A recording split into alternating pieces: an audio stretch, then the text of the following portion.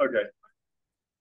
All right. Well, this is the Sunday sync session, August 26th. I'm online with Phil, and it's just Phil and I. I've got a sneaky suspicion a lot of people, there's usually 10 to 15 that join anyway, but a lot of people are probably out doing the school clothes shopping and getting kids ready for school and whatnot. So I had quite a few texts telling me that they weren't going to make it. So Phil was just telling me offline that he's got some commercial properties and his own residential property that he potentially will turn into a rental in the future that he owns free and clear. So anyway, just Phil and I talking. So I'm not even sure this will get posted, but I figured I'd at least kick it off. It probably will. I'm going to assume Yeah. it will. Yeah. I know I know Zuber's in Iceland right now. Oh, nice. Yeah, traveling around. Just so happens a friend of mine, he's not a real estate guy, is also in Iceland, Okay. doing some pub hopping and stuff like that. And I was like, that's interesting. So Yeah. I don't really ever hear about Iceland, and all of a sudden two people I know are in Iceland at the same time. It's weird. So Uh, yeah. so, what's your story? Like, what's your background? Oh, I started in April of 23. So I'm Okay. pretty new. And I didn't buy my first property until August of 23, but I didn't start looking to get into real estate at all. I started off, I was a W-2 employee and now back to the same job as a W-2 employee, but for 23 years at the same company. Never really thought about finances, pretty comfortable, just, traveled, had a good time, But then I read a book because I got, what's funny is I actually owe, this is going to sound weird. I owe our federal and state governments a big thank you because they taxed me to the point where it pissed me off, where I had to actually do something about it. Because I would have kept going that way. Like had I been taxed at the lower rate, I would have just kept going and never cared. Yeah. But they kept pushing and pushing and pushing, and I got pissed off. So I decided to do something about it. I read the book Tax Free Wealth by Tom Wheelwright. Yeah. Yeah. And oh man, that book single-handedly changed the trajectory of my life. And I'm not kidding. I mean, like you can't pivot more. I was just cruising along, happy, and all of a sudden I read that book and poof, I and then I found out Tom Wheelwright was the we had somebody join Ralph Kallenbach is back. Hey Okay. Ralph, Phil and I are just BSing here because it was just us. He'd asked me my story, so I'm just starting off. Um, so yeah, I just read that book in April. April tax time. I was super pissed, and it talked about real estate, and it just clicked. I mean, instantly. I was like, dude, that makes so much sense. And I know people that have done it in that Yeah. world, but not really in detail.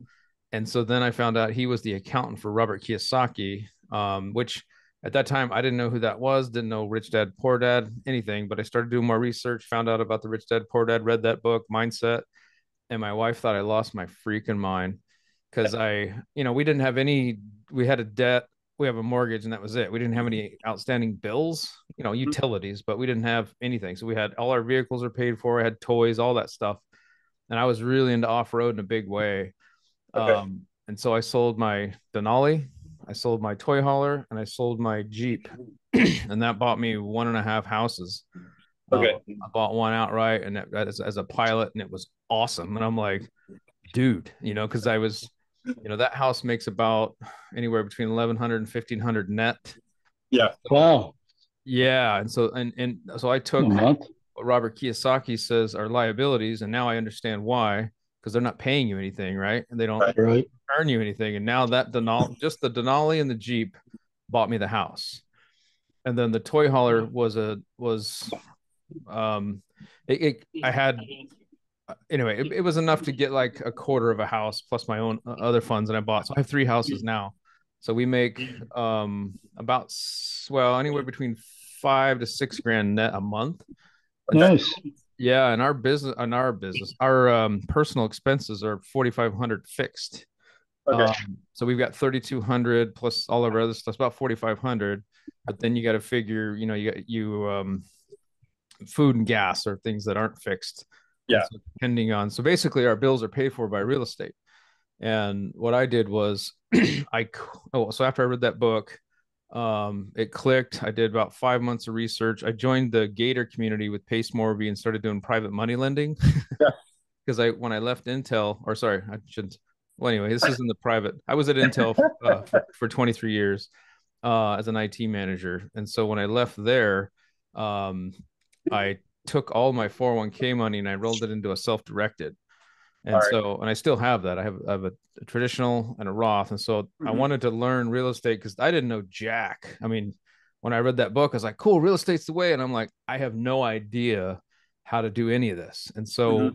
I wanted to go slow. So I joined this lending group that was supposed to be small earnest money loans, and that didn't work. Mm-hmm. I mean, I tried and tried and tried, didn't work. So then I rolled into private money loans, and I was learning how these guys are operating. And then I got into real estate myself, buy and hold. So we bought our first one in August. We turned it into a co-living house through Pad Split, which is a rent by room model. We ran a pilot. It was awesome. We filled Okay. it in 12 days. And the way it works in my Wow. market, yeah, the reason it, so I tell people the cash flow and they don't believe me, and that's fine. I'm not in trying to convince anybody business, but what it is oh hey, Mark joined also. So I'll wrap this Oh, up sick. because we got people joining now. It's basically rent by room because I couldn't figure out how to make long-term rentals work in that market. Mm-hmm. I determined that that was my strategy, and my market was Arizona, specifically Gotcha. Phoenix Metro. And so for me, the houses are about 400, 450,000. So the mortgage on that is anywhere from say 2,500 to three Yeah, grand. that's a lot. And your renting is going to be under that typically. So the only way to make it work. Now I did finance it to the long-term rental financing. So that way, if anything ever happened, I could still turn around and rent as a long-term rental and be fine. Mm-hmm. But what we did was rent by room. So the first four, I turned them into 8-bedroom houses. So I rent by room. So it's like a mini apartment complex, but they're bigger homes. Okay. So the first 4 bedrooms pays the mortgage, the fifth pays utilities, and the six, seven, and eight is all profit. So as long as I Okay. can stay, 5 rooms, I pay everything and I'm good. But I'm usually around 6 to 7 on average. And then the Okay. last 2 months have been really good because two of the houses have been full at 8, which is a bonus. And the other one was about 6 or 7. But just recently I had to kick a guy out and now we're down to 5. And I might be down to 4 because I might have to send another guy too. We'll see how it goes. So it's not passive. What I'm doing is very involved. And so anyway, like if you're looking for non-time commitment, this strategy definitely isn't it. But Yeah. Yeah.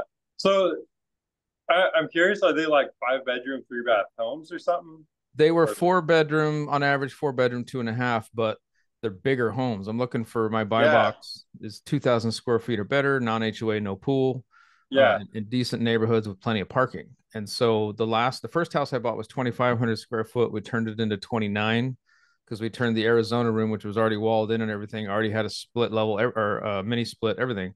So we created 2 bedrooms out of that, and then we took the living room and dining room and made bedrooms out of that. And it still has a huge kitchen with a huge dining area and everything else. Okay. And I don't go to the garage because the garage is, you got to figure insulation, power, cooling, and Uh-huh. also in the future, I'd like to be able to turn it back to a single family if I need to. So Mm-hmm. all I'm doing is adding walls. Even in the master bedroom, you want to get access to that bathroom to the rest of the house, so Mm-hmm. have that people can use that bathroom. So what I do is usually the floor plan, the places that I'm looking at, it lets me basically create a wall and make Mm-hmm. that master bedroom a bedroom, and then the hallway goes to the master bath so everybody can access it. I don't Okay. do Yeah, I don't do any major construction or blow down walls or rearrange bathrooms or anything because I want to be able to put it back the way it was if I needed to in the future. So that's why I'm doing that. So, Sick. well, we got Ralph and Mark, financial firefighter, on. Hey guys,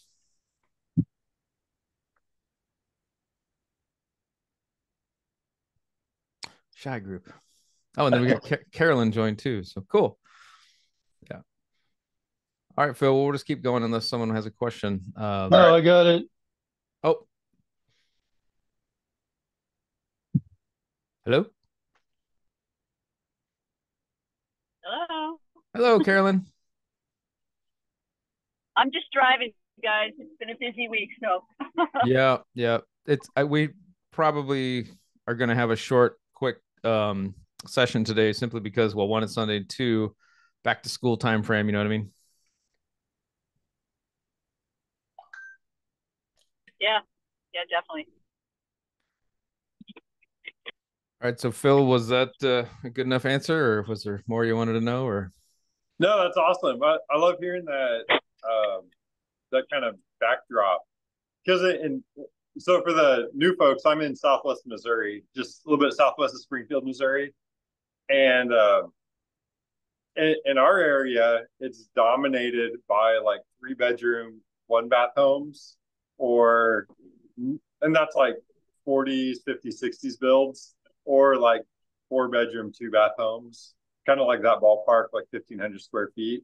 Um, and the majority of our price range is anywhere from 200 to 300,000. That's like a starter home in our area, and and incomes are actually lower than like the national average. Like a normal just like kind of restaurant job, you're looking at like 13, 14 an hour, 15 an hour is stretching it for like, hey, I'm brand new to this job, but I'm an expert in this industry. You're looking at like 15 an hour.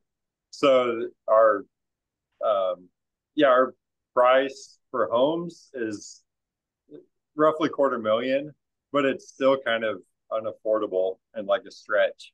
So it's interesting hearing that dynamic on. It's like, hey, here's a 5 bedroom home. It's like, man, those are mansions around here. But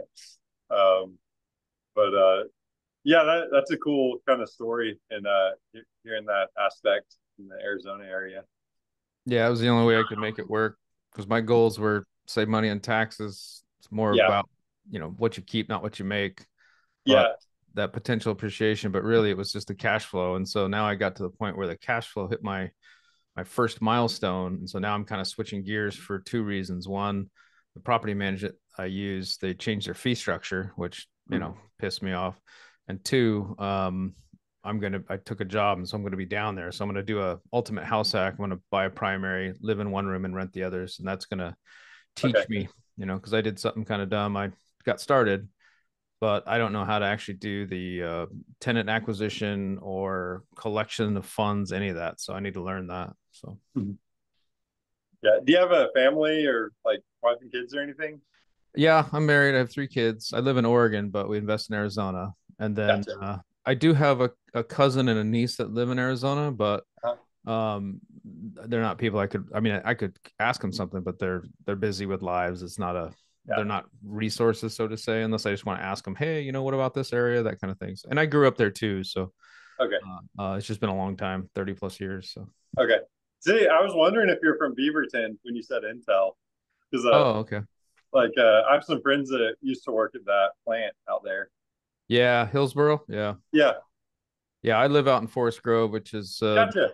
20 miles west of Yeah. Portland or so, but Yeah. probably it's like 15 minutes from Hillsboro. But Yep. yeah, they changed their whole structure now to where you only have to be in the office once a week on Wednesdays. So, and then I would live in Oregon, but my teams that I'm managing are in Arizona and New Mexico, so it's kind of weird anyway. So Okay. yeah, I'm curious, like with what you're doing, having a family, because for me it's just me and my wife. But like, what's like that hidden impact with, or like how it? Because the thing I struggle with is sometimes I'm that visionary with those crazy ideas, and then my wife tries to keep me grounded. So I'm curious if you'd be willing to talk about that dynamic on like, yeah, is there a hidden cost on like your family, or like how are you managing that harmony yeah. between business, family, blah blah blah? Well, I got to be honest with you. For about a year, it wasn't very harmonious. Okay. I went nuts because I took a buyout from Intel in August and left, and Uh-huh. so 100% of my time was focused on real estate. So we bought 3 houses in 8 months. But Oh man. yeah, well, along the way, I started, like, my son and my wife came down to Arizona with me. We helped build beds, and we integrated, like, we'd go to water parks, and so it wasn't all business, so we did some of that. But I have Mhm. 2 older girls, and so the oldest one not have anything to do with it, right? And the middle one listens, but she doesn't, really care. But my son, he's young enough to where he's still impressionable, so he's like a little Donald Trump. uh, we we had a babysitter watch one night, and all he could talk about was real estate. And I didn't know that he was absorbing that much information. And so I guess that's all he talked about. So we get back from our little dinner date, my wife and I, and the babysitter's like, dude, like, this, all he's talked about is real estate. I was like, that's not normal. He's 10 now, but that was when he was 9. That's So it was, great. yeah, yeah. That's great. Oh yeah, All right. yeah, he's 10 years old. He'll talk tax strategy with people. And my neighbors, I live in a neighborhood where I'm 50, but I'm the youngest one here. And everybody drives like Teslas. And I drive Right. V8 trucks. I do not fit in. I'm a blue collar guy. I just am. And so he'll be talking to the neighbors and stuff, and they're like, because they have gatherings in the summer, and people come out and do little picnics and neighborhood things. And he goes off, and they're like, is this little kid? I think it's great. I didn't push it on him. I know it may seem like it, but I didn't. He just, he's picked it. Hell, he's mowing the lawns, and so he's actually behind. So I'm trying to teach him, the add value, right? Like my girls, my oldest, she didn't get it. She's never going to get it, I don't think. But my middle child kind of will, and then my youngest, he gets it. But like he earns, like he wants to buy the Nintendo Switch, and so he's got about $180 that he's made through mowing lawns, garbage, and things, and he's probably going to come up short, but he's done it. So it's not like, oh, here you go, kid, because I know that one of the biggest gifts, and Chad Carson, or not Chad Carson, for me, I know Zuber talks about this too. Like I grew up not wealthy, right? And I say we had food on the table and a roof overhead, but it was a struggle. My dad retired Army, my mom was a hairdresser, so there you go. And then we actually lost the house when I was a kid. That's why we ended up in Oregon. We were in Arizona, but the value of money is not lost on me. So I've always had that in the back of my head. And so, and I think that's a good thing, not a bad thing. The only problem was it took me 50 years to figure it out. Like everybody else, like I joined the Army, went out and, got college and yada, yada. And I thought that was the way, and went and worked a good W-2. Yeah. That's what society tells us to do. And that's what I did. And then a year or so ago, I figured it out like the rest of you, everybody here. Yeah. Fortunately, or for you guys, everybody else has figured it out at a younger age. Sorry, Mark. You're not in that category. Neither am I. Yeah. Can you hear me now? Yeah. All right. I guess my Bluetooth headphones weren't working. But no, I appreciate what you're saying. So keep on going. I was trying to chime in earlier, but you couldn't hear me. Oh, okay. But I do have a quick question. When you pulled your 401k, how much of a hit did you take? I didn't. So I still have it. What I did was I rolled it into a self-directed through a directed IRA. And okay, so that prevents you from taking any hit. They allow that to go in there, and then you continue on. Yeah, I did the same thing. It's still with a custodian. But then what I did was they call it a checkbook LLC. So I said, hey, custodian, directed IRA in my case, take my funds and put it into this company. Well, that company I manage. So 100% of my funds went into my company, which I have a checkbook with.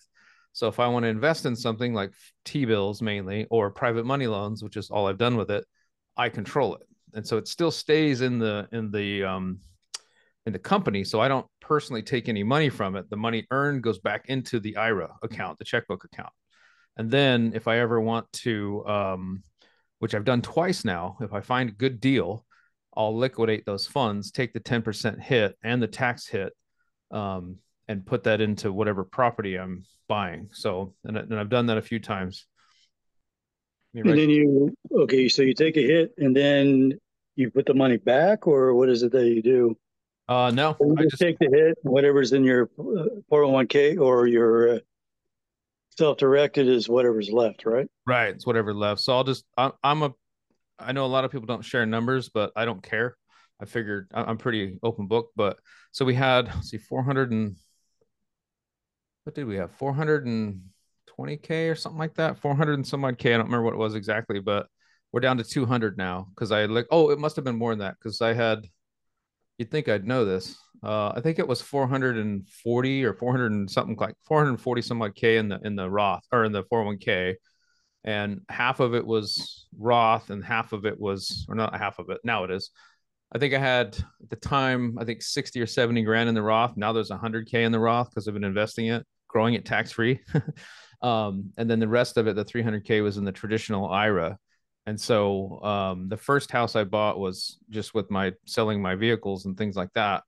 And then the second house I had to liquidate the traditional funds, and it was 105K down. So I nuked 105K out of that, which I did that in a year where I wasn't working. So now, well, I'm working now in that year, which actually throws off my tax strategy. But yeah, I liquidate it, take the 10% hit. And the reason I did that, and the reason that works with co-living, is because I want to have a return on investments that's greater than that 10% hit. Right. And so if I was only going to make, that's why I can't go out and buy a bunch of houses in the Midwest or whatever and make $100 or $200 per property, because it doesn't do me any good.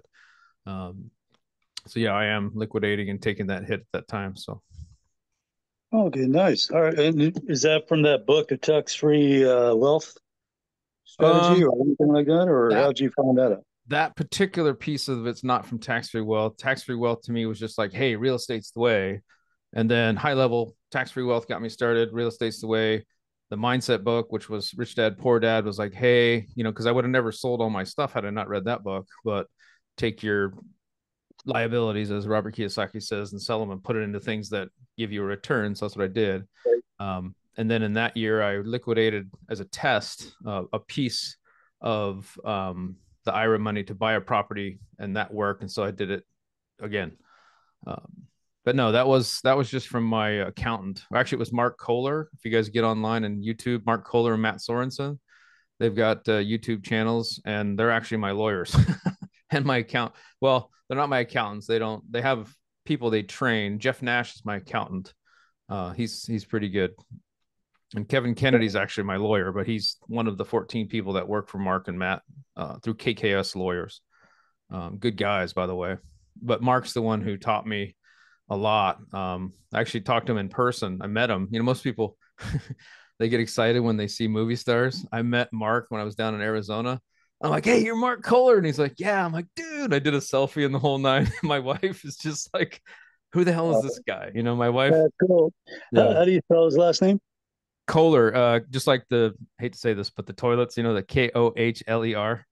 Oh, okay. He's That's a good fine. dude. I'll look him up. Yeah, Matt Sorensen is his partner, and they're good guys. They're Main Street people, right? They're not like I think that's the name of their podcast too, Main Street something. Okay. Yeah, they're not cheap though. Like my lawyer's like $500 an hour. My accountant's like $350 an hour. But I'm telling you, man, they're worth every freaking penny. In 2023, I ran a strategy, the short-term rental loophole, and it worked because I couldn't qualify for the real estate professional because for 2023 I was employed up until August. And so I was like, hey man, how do I save money in taxes? And they went through a whole list of stuff, and that was the one that we could do. In 2024, my wife is the real estate professional. So that'll work. Appreciate it. Thank you. Well, hey, this isn't meant to be the Jared show. It's all right, but you had a lot of good info, so I appreciate it. Thank you. Yeah. You guys can hit me up on the side. Hey, Jared, I got a question for you. Yeah. I was just talking with, I should have just asked the fee counter guy. We had a phone call interview with him, and my husband prefers to do his taxes himself, but he still wants to have the counsel of one of the accountants over there. Do you think that's bad form to ask them if they'll just charge us for mentorship time or counseling time without having them do all our taxes? Who are you talking to again? Matt the lumberjack landlord. He's accountant. Oh, that guy. Jason. Yeah, I forgot his name, but yeah, he's great. I haven't talked to him either. I actually thought about it. I don't think it's bad for him. I think the accountants, well, I guess it depends on personality, but the accountants, they want to make money like everybody else, but I would think I don't know that person personally, but I could use with Matt and Dion and Zuber. I think that kind of mentality is like all of us sort of, what's the old rising tide raises all ships. I think as long as you're satisfying their time and paying them, I'd probably be all right. I'd be all right with, but I don't know. I can't speak for somebody else, but I know my I would think so. Yeah. So how is your accountant with it? Are they? Well, for me, the cost is not. If somebody prefers to do their own taxes, great, but that piece of it's not that expensive. That at least with the way that the Jeff Nash, my accountant, he's laid out to where he does all the interaction with you and talks to you about, and he has another person that's a financial advisor that comes in for free. Well, not for free. It's $350 an hour, but he has another guy comes in, sits down, goes over your strategy and what you're doing, what you want, some of your goals and whatnot. And that was great.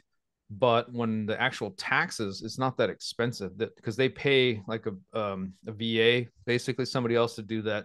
I'll call it manual work, I guess. But the real expensive part is their time. And that piece to me is worth it because we got back 45 grand in 2023, and we were looking at paying. So that was awesome, right? Because when I took the buyout from Intel, it was a big lump sum of money.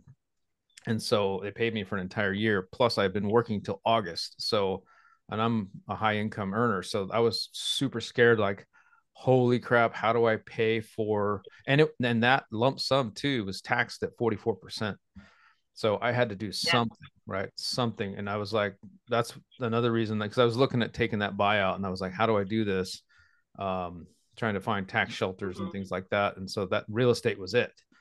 We didn't offset at all. Right. We offset 148 grand of it or something like that. So like half. That's big. Awesome. Yeah, it was. I've always used accountants for the full thing, you know. But my husband is very much an independent guy, so getting him to do that, it's pretty tough to convince him. So, but I still want to get the counsel of the accountant, because he's a very good one. So yeah. Okay, I'll give him a shot. Well, see if he'll be willing to do that. Yeah, well, no one person is going to know it all, right? I mean, even if I know Stephen Hawking's has passed, but I've learned this in business is from a totally different mindset, like hiring people, right? When I moved into the dark side management, I kind of made a decision based on my previous experience as being an individual contributor that, you know, the management always made decisions, but they weren't very good ones oftentimes, because they were thinking they knew the right thing. They wouldn't listen to the team, even though they asked the team, hey, do all this work and then come back to me with your recommendation. And they wouldn't take it. Every single time they'd hire like the worst cast. Like, okay. So when I went into the management space, I made a decision and it worked out great. I mean, it was a leap of faith, so to speak, but I had the team decide who they wanted to hire, and a group of people, in my opinion, will see more than one person ever will. Like, right. You're watching somebody play. I don't know if you guys play chess or watch games or anything. Somebody that's in the game sometimes misses moves, whereas sometimes people sitting outside will all see it, right? And the person focused won't see it. So I would say that's probably a good idea, is to at least try it. Have outside counsel, or not counsel, but counsel to definitely. Yeah, because there's a lot of strategies out there and structure too. Like, just by simply changing a word or changing a structure, you can save thousands. And I was like, holy crap, that is smart. And you know, those guys do that for a living, so it's worth listening. Right, exactly. Yeah, that's not my wheelhouse, you know. Right. Yeah. All right, Jared, I've got an appointment right now, but I appreciate you answering my question. Yeah. And I'm not the end all be all. I'm just one guy. I don't know Jack. Like I said, I started in April of 23, so I don't know what the hell I'm doing. I think you're doing just fine. Yeah. Have a great one. Thank you. You too. Bye-bye now. All right, bye. I have a question. Yeah, go for it. I have a question on like you said, you moved into the private lending kind of side of things. Mm-hmm. I'd be curious to hear that journey a little bit, because that's going to be new to me. Yeah, that's a definite weird one. You don't hear a lot about it. I'm still doing it, but only to my repeat borrowers. I joined a mentorship for that, though. I wouldn't jump into that. That's something that's not for the faint of heart either. Those are rough waters. Those are shark infested waters, I can tell you. So if you're not a detail oriented person or thorough person, or I wouldn't even do it, because I'd say at least half it's rough, right? Unless you trust somebody, get to know somebody, it wouldn't be something I would do. But I did go through a mentorship class. I took it, I tested it, I did the waters and learned along the way, and got lucky along the way too, and found some people I really trust. And so I'm on my repeat borrower. But yeah, it's a lot of paperwork in knowing different things like usury laws. Every state has their own thing. So I just negate that altogether by just putting in dollar amounts. Like when I negotiate people percentages, that's fine. But when we get down to the contract, I do it in a dollar amount. I don't do percentages in there, because there's usury laws, and plus people sometimes get a little ambiguous. Let's say they'll think, oh no, that 10% was for the year. I'm like, no, it's a 3-month loan. That 10% or 12% is for that 3 months, not for the year. It's not an annualized percentage. So I always put dollar amounts for multiple reasons, things like that. So I wouldn't suggest it for most people, but I can talk about it, but I don't know if everybody, wants to go down that path. Basically, the high level is I joined a mentorship, did it, met some people, and I'm doing repeat borrower, lists, but I don't really actively go out and recruit people for it because I'm using that money because I just don't want it sitting there until I find a deal, and then I'll liquidate enough of that to get that deal. So eventually I'll exhaust all that money and it'll be all in real estate. That's it. Yeah. I'm just rolling over a lot of it right now in 4-week T-bills, just so it's moving and doing something. And I only have one loan out right now, and that one comes due in October. And that borrower, if he needs some other money again, I'll do it. It's a mutual beneficial. He's a flipper in Texas, and the guy's he's just a rock star. I mean, it's all, and I've learned, that's the other thing. I learned a lot by watching how these guys operate. And even today, there's still a lot of money to made in flipping if you know what you're doing, at least from my vantage point. So, and again, I don't know what I'm doing because I've never flipped a house, but just watching these other guys. So. Losing audio, Ralph says. Can you still hear me, Phil? I can. Yeah. Okay. So maybe we'll do a quick Ralph. Ralph, can you hear us?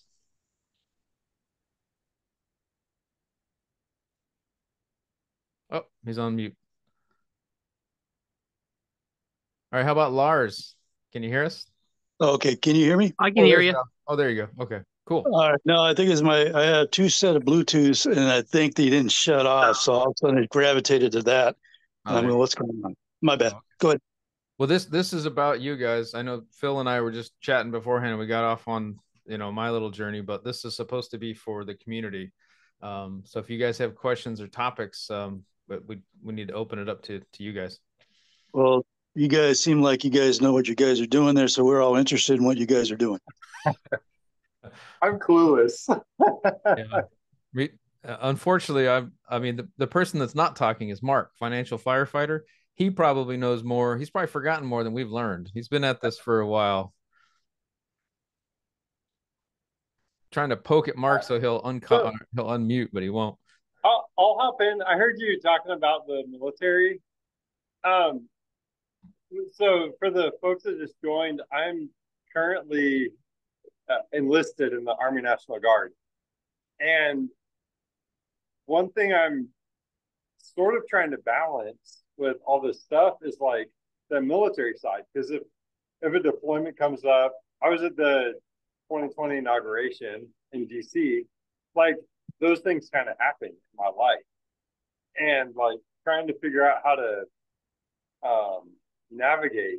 It's like, how do I commit myself to these like longer term real estate things or business things, etc., when I still have this something could pop off and I could be deployed in like 3 weeks. And like that's a real issue in my life, in my marriage, and so forth. And I heard you mention the Army a couple times, so I'd be curious to hear sort of what your vantage point is on that, because I have no idea. Phil, that's Lars. Phil, this Yep. Lars. So,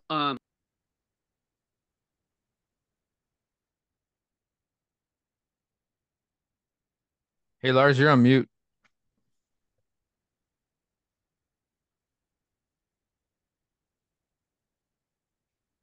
can you guys hear me? Yep. Yes. Okay. All right. So I am in the Navy Reserves, and Cool.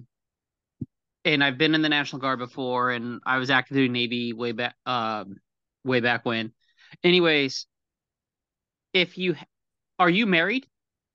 I am, but no kids. Okay, yeah, but you're married.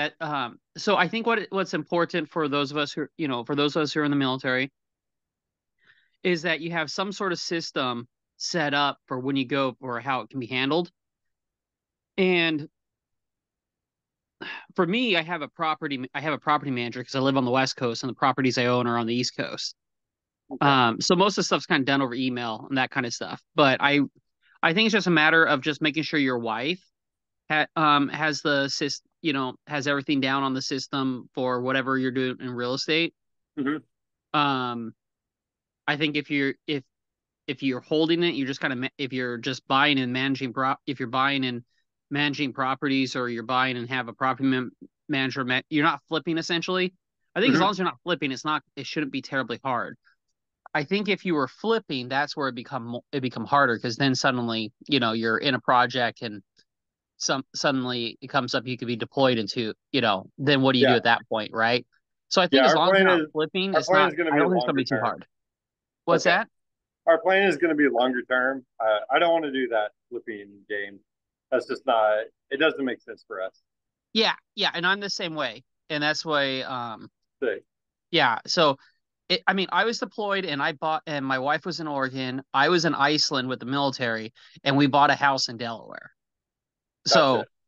So, as long as you have the internet, I know the National Guard's a little bit different than the Navy because Navy you always have a computer somewhere. Yeah. But as long as you have a computer and internet, you know, it's not that. I don't think it's that tough. You may pay more to have a property manager, or you may Mhm. pay more to have a friend of yours go double check the work that was done by said contractor or property manager or whatever.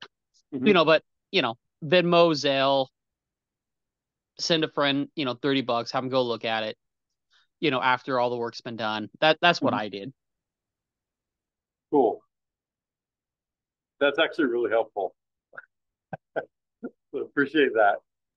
Yeah, just have friends. So you're gonna hire whoever you hire. You're gonna whether it's whether if you're doing it by yourself, like if you're self-managing or what and whatnot, Yeah. you're still gonna have handyman or contractors, whatever, to go look at something. Just Mhm. make sure you have someone else to go double check the work. I think Okay. that's kind of the biggest thing they can take advantage of you on, I got right? that. Yeah. And also, if somebody's there to quote let them in the house or something like that, right? Uh-huh. Like you have a friend go let them in. It's a subtlety that you're kind of sending to them, like, hey, I'm watching you without quote, I'm watching you. Yeah. No, that helps a ton because that's kind of been a snag for mine. I'm like, do I press in and like keep pursuing this, or do I like how conservative do I stay, etc. So that yeah, that's getting the gears turning a little bit. So totally appreciate that.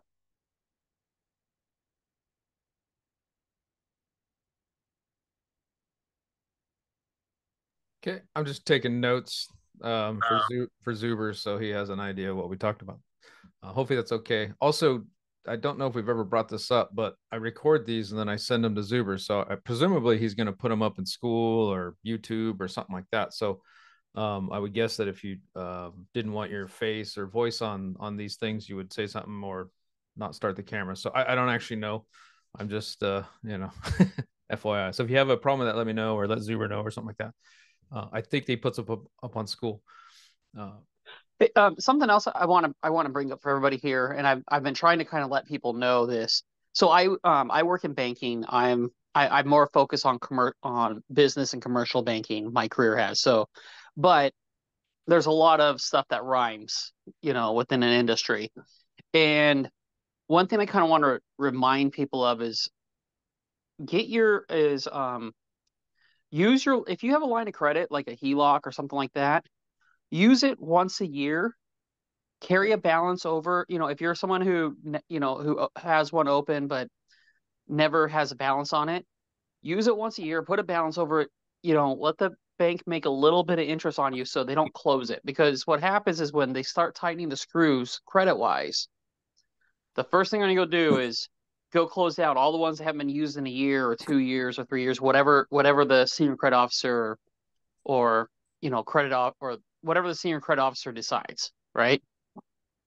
And they're gonna just close those lines, right? Oh, they're dormant, they haven't been used, and it does cost the bank money to have them. They do have to set aside reserves for those lines.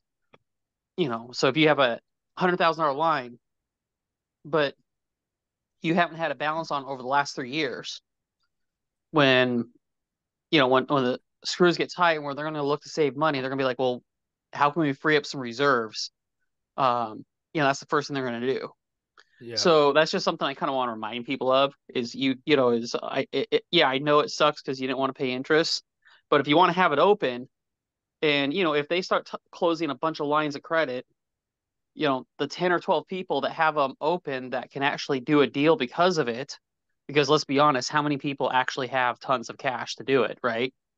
And this is something other people don't realize is most cash buyers end up reimbursing themselves through a takeout or a line of credit or something like that anyways. So most cash buyers aren't what I would call true cash buyers. They're cash for now buyers. Right. Yeah, and I would Right. second that HELOC. You know, Matt the Lumberjack talks about this in his YouTube videos too about HELOCs. He says not to use them as reserve accounts because if they get closed, you're screwed. And it just so happens that's what I was using for my reserve account. So I haven't fixed that yet, and I am using it. So I don't, as far as what your criteria, Lars, you're mentioning about it getting closed. I'm actually doing velocity banking, so I do use it quite a bit. So hopefully I won't be on the radar to be shut down. But that's a good point. Use the HELOC so it doesn't get closed. And if you do the math on it, it's not that much. You know, if you were to take out, say, 10 grand or whatever, I think you're going to pay what, $90. I think the rate's like 9%. So you could use it for 1 month and then pay the rate on it or whatever, and then pay it off. Yeah, I would also say like to a certain degree, because remember they froze all the credit lines in the financial crisis, right? So to a certain degree, anything can happen, but the first ones are going to be targeted the ones that haven't been used for a while. Yeah. Right. And that's just something I want to remind people. And so like me personally, yes, I pay interest, but it's a tax write-off anyway, so I don't pay as much as it kind of seems like. And for me, I'd rather use the HELOC and then pay it back with cash flow from the property. Yes, Dad? Than swallow up a lot of liquid, than put too much liquidity down, than put in too much liquidity. So I really, and maybe it's just my underwriter coming out and so forth, I really put a premium on any liquidity I use. I'll use the line of credit, pay the interest with the cash flow I get from the project, but I really put a premium on that liquidity. That's how I really, because if they go ahead and freeze all the credit lines, whatever's left is, whatever the balance is, you don't have to pay that off. They're going to term it out or whatever they're going to do, or they're going to say, okay, we're only taking principal and interest payments now. But they're going to term it out. But at least this way, I still have the liquidity. Whereas if you are waiting for it to be a reserve, your reserves, and they freeze it, now you don't have any cash. Now it's hard to refinance and so forth. Right? Because when they go finance, they're just going to take the required payment of that credit line. That's what they're using. So that's just they'll either assume that it's fully borrowed against and take that payment or whatnot. But that liquidity, if you just put $20,000 into something and that credit line gets frozen and you're relying on that credit line to reimburse your liquidity, you would have been better off just borrowing on the credit line. And then if it got frozen right after that, at least you still got the project done and you still have the liquidity. So when you go to refinance, you can show them like, oh yes, I do have, 12 months of payments worth of all my required debt payments in the reserves. So now you'll be able to refinance when others can't. So I just want people to be strategic on how you use your liquidity. So that's just my advice to everybody. That reminds me of like how Apple will have like $200 billion of cash, and then they'll go out and take a $200 billion loan. Is that kind of that same mentality where it's like they'd rather have that cash and that liquidity? Yes. Gotcha. That makes so much sense. Yeah, that's so stupid. Why are they doing that? Because there's a premium on liquidity. Versus credit can always be frozen or something like that. But nowhere in the debt does it say they can call on the debt anytime they feel like it. But they can freeze it anytime they feel like it, right? They can stop you from borrowing more anytime they feel like it. But they can't make you pay everything back anytime they feel like it. So it's that distinction, and that's why Apple's doing what they're doing. That's brilliant. That makes so much sense. Well, they're using leverage just like you and I are doing that for real estate, right? Like I'm not going to go out and spend, even though I have the money. I had the money, now I don't, but I wouldn't go out and buy a $400,000 house cash because now my liquidity's gone. And yeah, I own the house, but why not leverage debt, right? And then let your tenants pay it down. Same thing with them. They're leveraging that for business expenses and let their sales pay that debt back, and they take the margin, right? And then they got 200 bill in the bank. And they still have the cash to back up the loan if it goes pause. Yeah. Gotcha. And they're benefiting from the business appreciating potentially, just like we would benefit from the housing or the house appreciating. And the other thing they're doing is, at the time they took that debt, the dollar was worth X. 2 years from now, the dollar is worth less. So their debt is based on a dollar that's stronger versus 2 years from now, 3 years from whenever. Let's face it, I don't care who anybody knows this. They're going to print their way out of this mess, or not print it out. They're going to kick the can down the road, print. So that's another. I know a guy right now who's acquiring properties that are basically breaking even, and I think he's up to 30. And he's so far into this belief that, and he's probably right, that things are going to inflate again, just like they did in the last couple of years, and another couple of years. That's what he's banking on, basically holding on to the properties, and then when they inflate, he'll be better off for it. It's not my strategy, but interesting. But I don't think he's wrong. But I'm not going to bet my whole portfolio on it.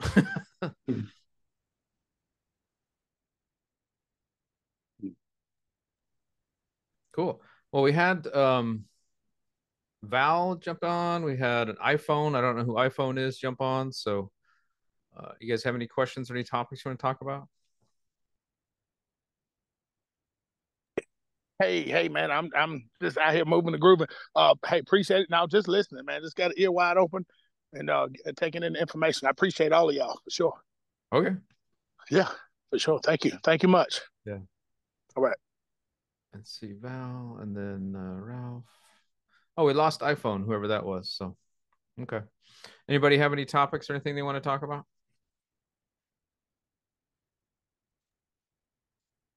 I do. Fire away. I've got stuff. You had mentioned, I think we were still offline about the books, and I'd still love to hear kind of your top 5 or top 10 or whatever you had in mind on that. By far, and I'm not the norm here, everybody else will probably tell you Rich Dad Poor Dad, which I think is great and top 5 for sure. But for me, it was Tax-Free Wealth. I mean, that book blew my mind but you also have to consider the source. I wasn't looking to get into real estate. It wasn't even on my mind. I was just simply trying to save money on taxes. That's it. And so I read that book, and it unlocked all kinds of crap in my head. And now it's a year and a half later, and I've got 25 units and, doing pretty good. So I'm glad I read that book. $14, man, is all that book cost. I went and looked it up. It's $20 now. Still $20, worth every pen. So yeah, top 10, I'd say Tax-Free Wealth, Rich Dad, Poor Dad, Think and Grow Rich. Don't let the title fool you. The title's weird. That's a good one. Who Not How. That one is a good one. Although I would say that one is probably read that one later. I mean, here's what happened. I read that book and thought, because it teaches you, hey, leverage others, who, not how. And so I instantly went out and hired a bookkeeper, and that was a disaster, absolute disaster. So now I'm doing my books. So I think you should learn the stuff up front. Like me, I'm doing everything wrong. I should have, in your situation where you might be deployed, might have to do the property management. I would say, me personally, at least be either heavily involved or do it yourself first, so you understand the systems. So what I did was I went out and hired a property manager right off the bat, because I'm out of state for one. But as a result, I don't know how to do tenant acquisition. I don't know how to do fund collection. I don't know how to do all the stuff related to people, which, is fine. But now that my property manager has upped their fees, I have to pivot. And guess what? I don't know how to do that stuff. So that's why I'm going to buy a house, live in it, and do the co-living thing, the roommate thing, house hacking, whatever the hell you want to call it, roommates to me, and learn all that stuff. So then I can go out and buy an investment property and do co-living on my own, and then not use the property manager anymore. Or at least at that point, hire a property manager and then understand what the hell I'm talking about. Because right now I don't know. Right. But yeah, so that's only 4. I guess the 5th one would be, and others people can chime in what books they think too, but I don't know. This one doesn't fit the model. And I didn't read the whole book because I wasn't going to do it. I read the Cliff Notes, but The Art of War, Sun Tzu. And it's not really it's kind of a business strategy book, but I don't think it's something that really, there's certain things and they talk about high ground and all that things, so you can relate it. So I guess that's not a good one. I don't know. I've only got 4, put it that way. Those 4. How about other people? What do they think are the best books or top 5? So the one I'm going through, like right now, actually, is the Richard Branson, "Losing and Finding My Virginity." I've listened to a handful of his books in the past. Uh, this this one he came out with, I want to say like 3 or 4 months ago, so it's a fairly newer book, and it's the most autobiographical book of his that I've come across, and it's in general he's just an inspirational business owner and entrepreneur for me in general. What was the But book again? I'm gonna write it down. What was the book?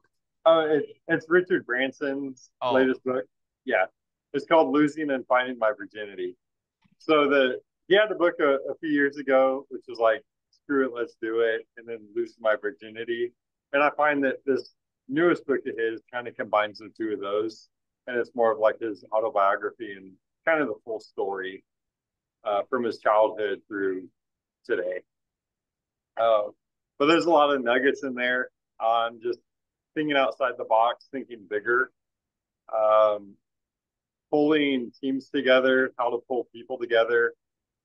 For me, with the military background, it's like that leadership aspect and putting competent people in place and just letting them run and trusting your people, defining the like commander's intent, if you will, and then just letting people operate within that and just seeing what they can do.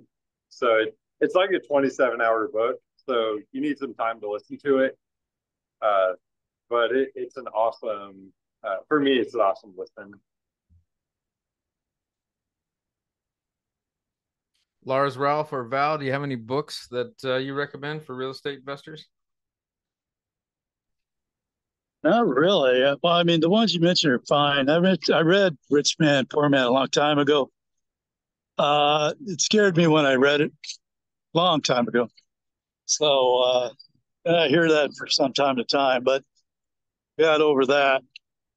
But more, I'd tell you the truth, I'm more video based, which is maybe because I was raised with TV, and that's not a great thing. But hey, I get a lot of my absorption or whatever what I watch either from Zuber, all the guys I could listen to.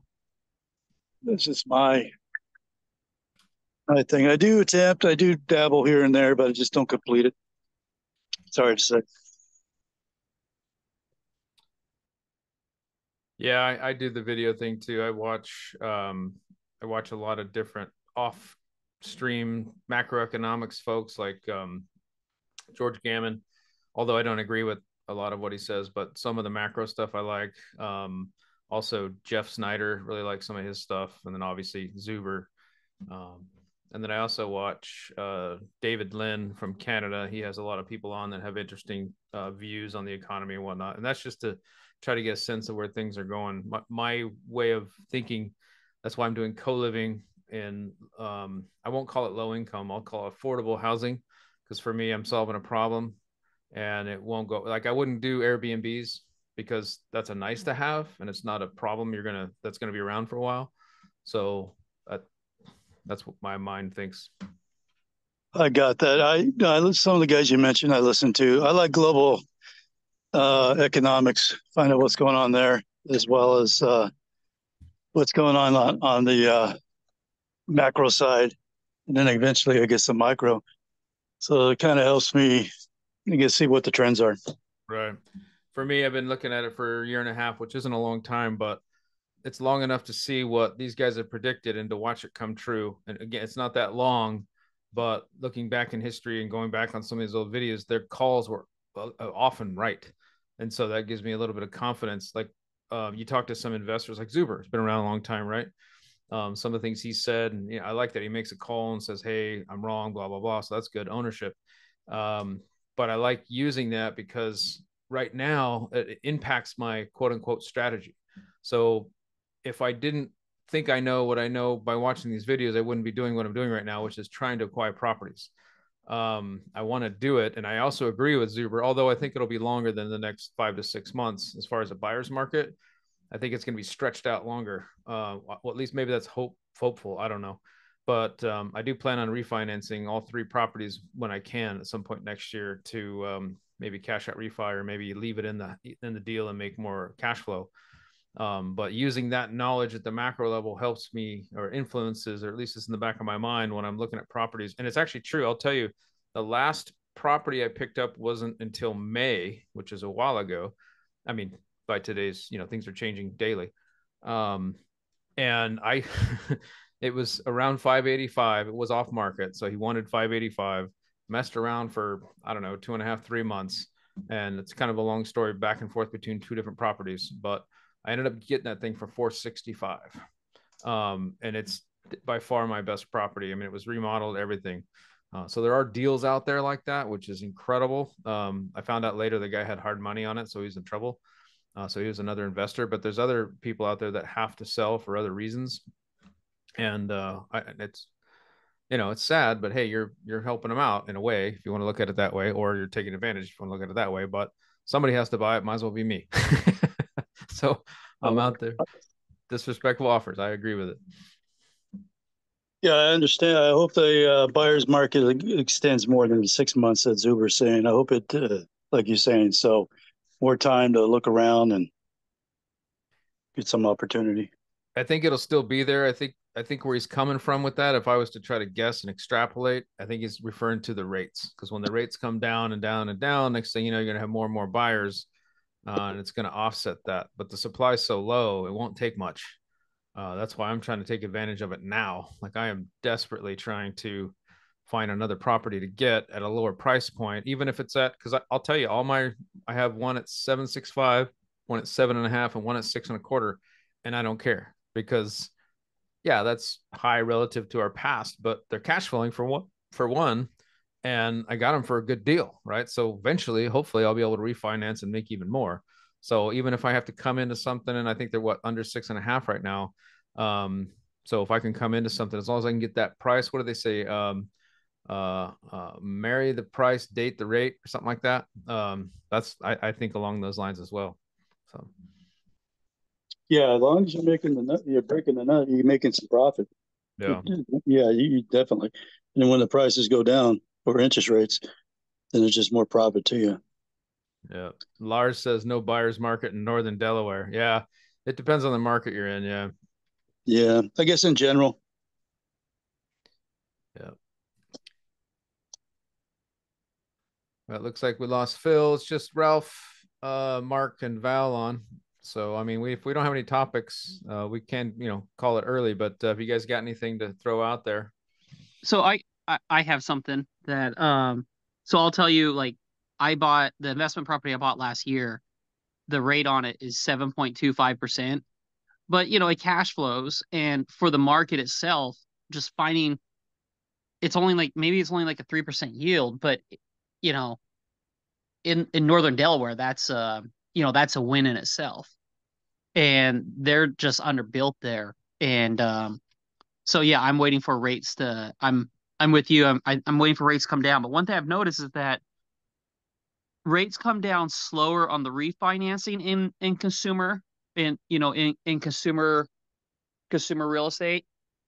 Whereas commercial, like, the buyer and the refi guy pretty much gets the same one as long as they have the with the same profile, right? Consumer, I've noticed with the Fannie Freddie back debt and so forth, the refis are a higher rate than the purchases. So I guess I need more of a trend and so forth before I can refinance that thing. I mean, in cash flow, so that's fine, but I just find that interesting between the consumer and the commercial market, how much different they are as far as how rates move, how things go. Yeah, I can't wait to see what this jobs report's going to show. That's going to be a telling event. I personally want them. I hope they don't cut the rates. I hope we keep the same. I hope the Fed doesn't cut rate throughout this year. Now I'm sure they're going to cut, but I'm hoping they can at least wait till after the election.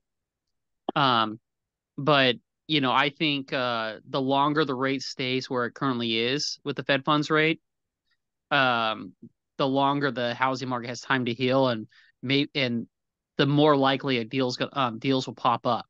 With that said, if you're the Fed, you have to worry about the banking sector, and they may be looking at some smaller community or regional banks that they're worried about. In which case, it's more important for us to have a bunch of banks than it is for a deal to pop off for you and I. So, Right. Well, with all this, when you bring it up, though, do you guys at all? Because I'm starting to look into the seller finance.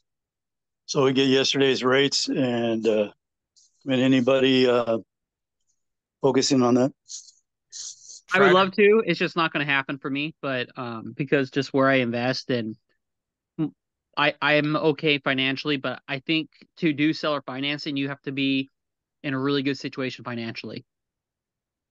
Okay, I was wondering because some of these people are going to be days on end how long the house has been on market. They might consider. Right. So I think it just comes down to it. A lot of it comes down to how much liquidity you have versus the price of the house ratio, right? Okay. Right. So if a normal house in your market is, let's just say, I'm just gonna say $500,000, and somebody is selling something, for 450, and it's been on the market for 3 months, and because you've researched the market that it's really only worth 400, right, instead of the 450. Maybe you can do a seller finance deal where you give them 450, or maybe even 460, just make them happier and have them carry 30 year, put 10% down or whatever, and have them carry a 30-year note or something like that. Like if you can get that a 30-year note at like 2% interest or 4% interest or something like that, if or 10-year or interest only payments with a 10-year balloon, whatever it may be, if you can get that deal done, great. But most likely to get a seller financing deal done, you're going to end up paying all the closing costs. You're gonna I would imagine, right? Unless I guess they're truly desperate. But so anyways, I would just make sure you know your numbers. I mean, obviously do offers, and the way I do that offer is I would say when I give them an offer, one would be a seller financing deal and one would be conventional financing. Okay. That's a good idea. The conventional financing would be what works, and the seller financing deal would be what works. But that way, and the reason why I suggest that is because I've had many times where I'm like, hey, I'll do seller financing, or I'll offer it to them, and my idiotic real estate agent calls up the other idiotic real estate agent, and like, oh no, I don't think they'd be interested in that. When in reality, you never give them a chance. So one thing Matt the Lumberjack suggested is put it in an offer. Give them two different options in an offer, because legally the real estate agent has to take it to them if it's an offer. So at least that way they're going to look at it. So I would just do an offer of two different options. Option one, option two. And just option one is conventional. Option one is seller financing with a much bigger number, and option two is the conventional financing with a much lower number. Yeah, that's a good idea. I appreciate that. That's true. What market area do you care to disclose? What markets you're looking at? Me? Yeah. Okay, yeah, I'm Northern Delaware, Newark and Wilmington, Delaware. I live in Oregon, but that's where I invest in. Okay. I would like to get into Ohio, but I don't. But that's just not going to happen right now, sadly. But yeah, that's where. So yeah, I'm in Northern Delaware, and then if I could, I would go to Columbus. I would go to Columbus, Ohio, if I had enough liquidity to start adding. Got it. So we're at in Oregon, Lars. I live in Kaiser. Oh, okay. I'm in Forest Grove, 20 miles west of Portland. Okay, nice. Well, is there a way for me to send you an email or something like that? Maybe we can meet up for coffee or something like that. Sure. Yeah. I'll put my email in. I drive downtown Portland to work every Tuesday. So. Oh, okay. And then I'll go up there to play poker as well. So. Oh, right on. Yeah, I used to play poker a lot, but I haven't done it in a while. Where do you play poker at? Portland Meadows poker room, Final Table poker room. Oh, okay. And there's some areas down here I play at, but if I play in the Portland metro area, those are the places I usually go play. Oh, right on. Yeah, it's funny. We got two people from Oregon, and we both invest out of state. It tells you a lot about Oregon, doesn't it? Oregon's is a really good place for kayaking. Yeah, Oregon's a good place to visit, or if you do live here, just a primary, but not investing. So, in my opinion, so What market do you invest in? I'm in Arizona. I invest in the Phoenix Metro, so I've got one in Glendale and two in Phoenix, and then now we're looking at Gilbert.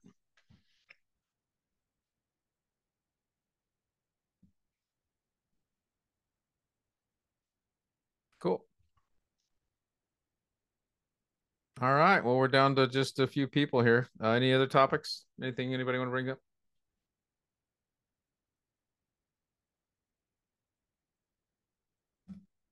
No, I can't think of anything right now. Okay.